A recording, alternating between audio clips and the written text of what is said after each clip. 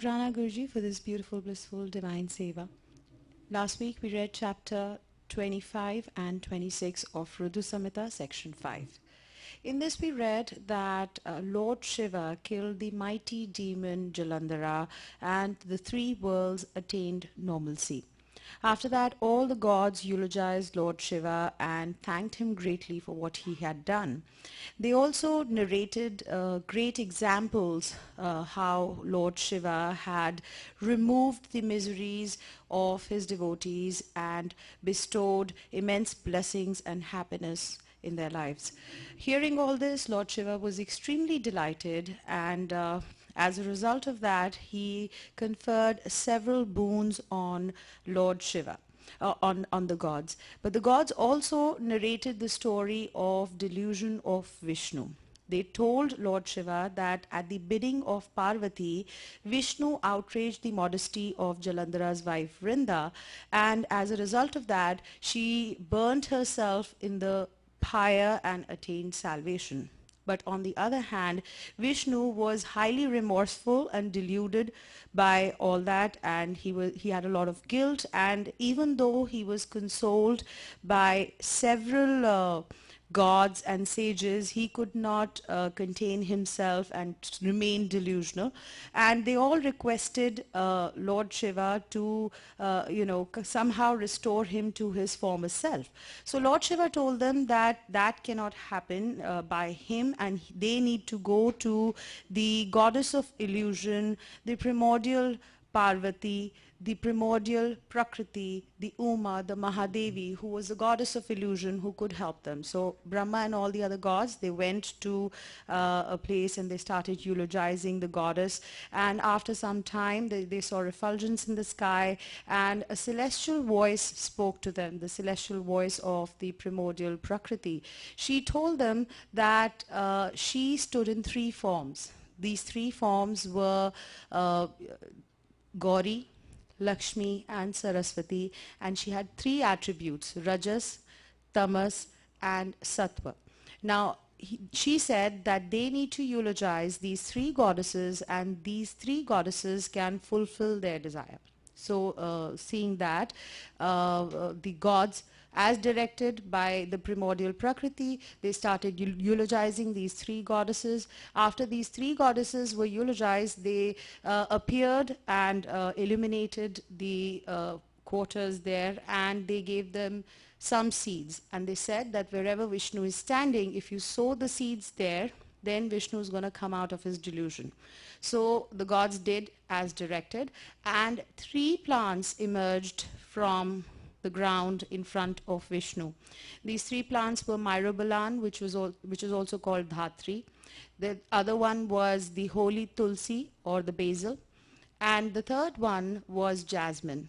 So Myrobalan came from the Shakti of Saraswati. Jasmine came from the power of Lakshmi, and the holy basil came from the power of Gauri. Now, these three emerged in form of beautiful ladies in front of Vishnu, and Vishnu was infatuated with them and had overwhelming lustful feeling towards them. But only two of them, that was the holy basil and the Myrobalan, they looked lovingly at Vishnu, but Jasmine was overly jealous. Because of that, Jasmine was called Varvari, and she was despised by all gods, and it is never used in Vishnu's worship. Whereas the other two, they were taken to Vaikuntha by Vishnu, and Vishnu overcame his sorrows and returned to his former self.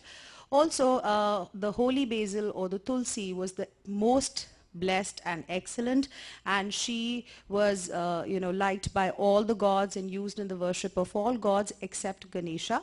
And that concludes the and of course all the gods went back to their abode, and this concludes the synopsis of the previous chapters. Today we are going to read chapter 27, which is the birth of Shankachur, and chapter 28, the penance and marriage of Shankachur. We do not have Hindi reading today. The English reading will be done by Urvashi Aunty. Jai Guruji, Shukrana Guruji.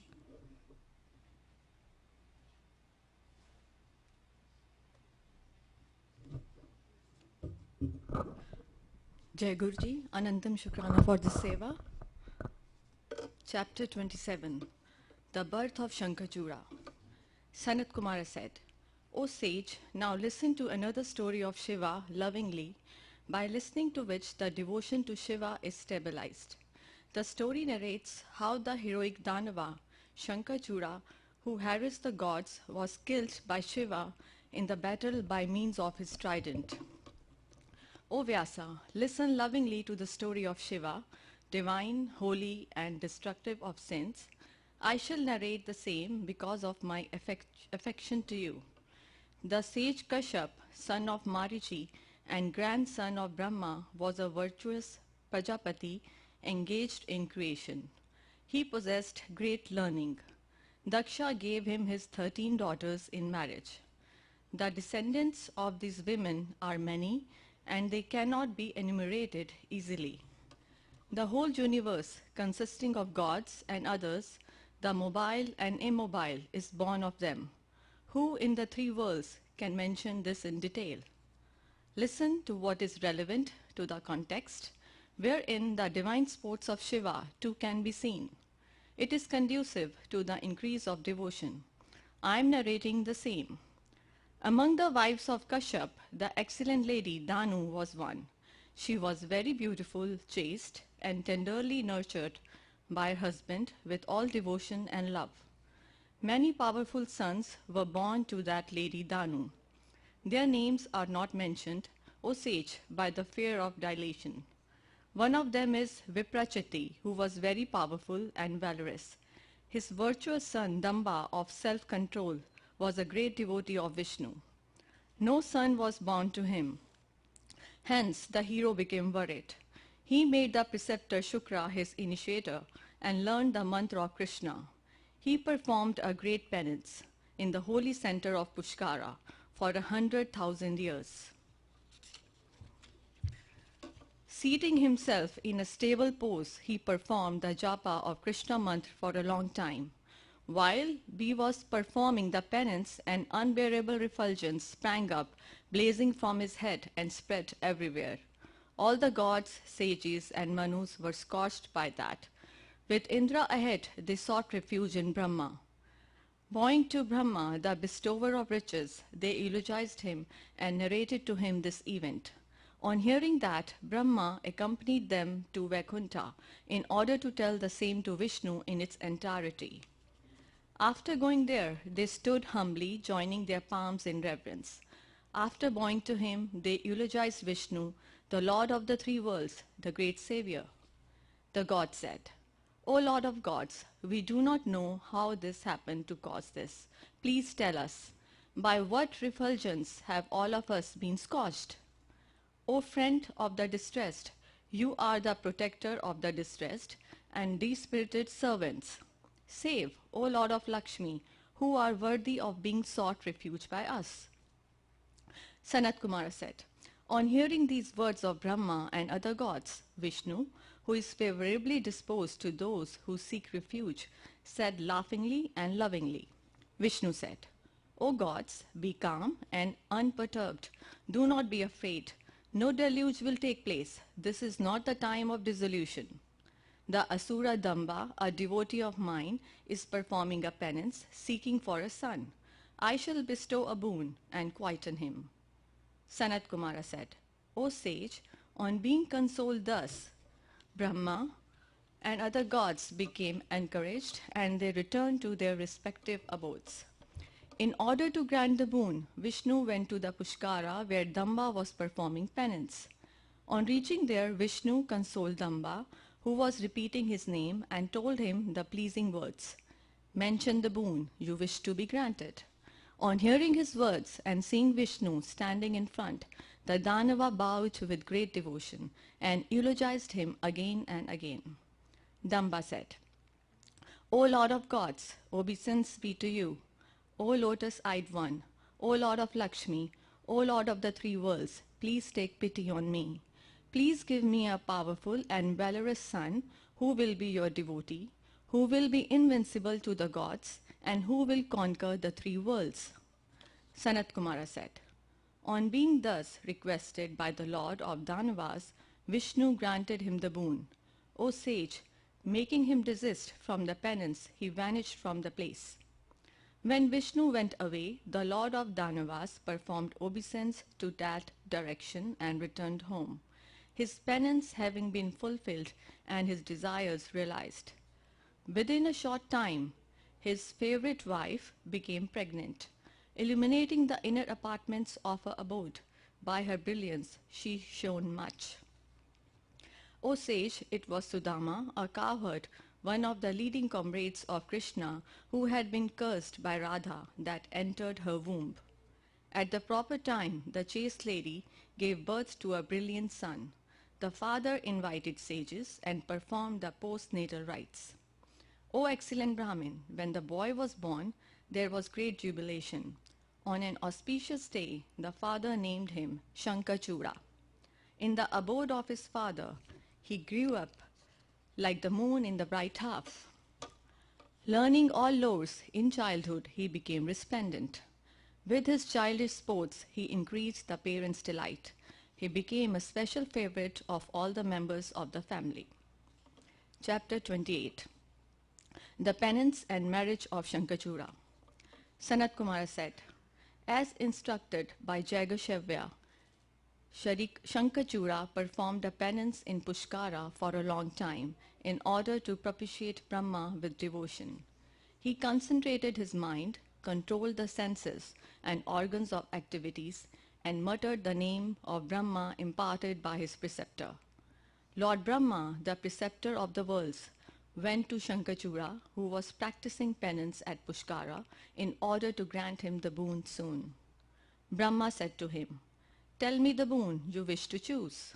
On seeing Brahma, the king of Danavas bowed to him humbly and eulogized him with words of devotion. He requested Brahma to grant him the power of being invincible to the gods. With a delighted mind, Brahma said, be it so.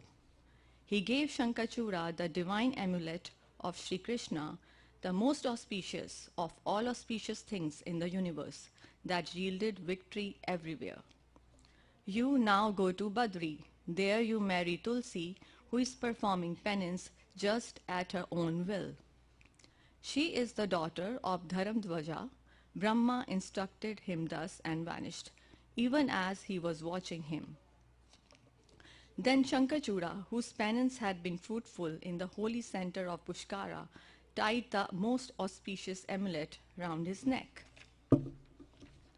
At the behest of Brahma, the Danava, whose desire had been achieved through penance, went to Badrika Ashram, where delight beaming in his face. The Danava Shankachura casually visited the place where the daughter of Dharamdvaja, Tulsi, was performing the penance. The smiling, beautiful, gentle woman, fully bedecked in ornaments, cast loving glances at the great man. On seeing that charming, tender, beautiful, and chaste lady, he stopped near her and spoke to her sweetly. Shankachura said, who are you, please? Whose daughter? What are you doing? Why do you stay here and observe silence? Consider me as your devoted slave. Sanat Kumara said, on hearing these words, she spoke to him lovingly. Tulsi said, I am the daughter of Dharamdvaja. I am performing penance. I stay in this hermitage. Who are you? You can go as you please. The entire class of women is fascinating. It enchants even Brahma, not to speak of others. It is censurable, poisonous, and deceptive. It is illusion and a fetter to the devout and the faithful.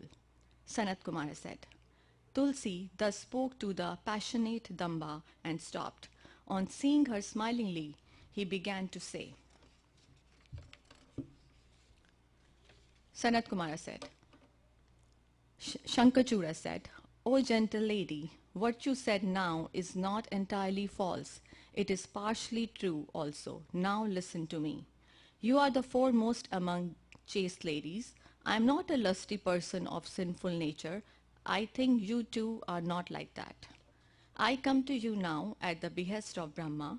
O gentle lady, I shall take your hand by the Gandharva rites of marriage. I am Shankachura, the router of the gods. O gentle lady, don't you know me? Have I never been heard by you? I am a scion of the family of Danu. I am a Danava, the son of Damba. In the previous birth, I was the cowherd Sudama, a comrade of Krishna. Due to the curse of Radha, I have become a Danava now. By the favor of Krishna, I remember events of previous birth. I know everything. Sanat Kumara said. After saying thus to her, Shankachura stopped. Tulsi, who was thus addressed truthfully and respectfully by the king of Danavas, was delighted, and she spoke smilingly. Tulsi said, I have now been overpowered by you, who have sattvika thoughts. That man is blessed in the world who is not overwhelmed by a woman.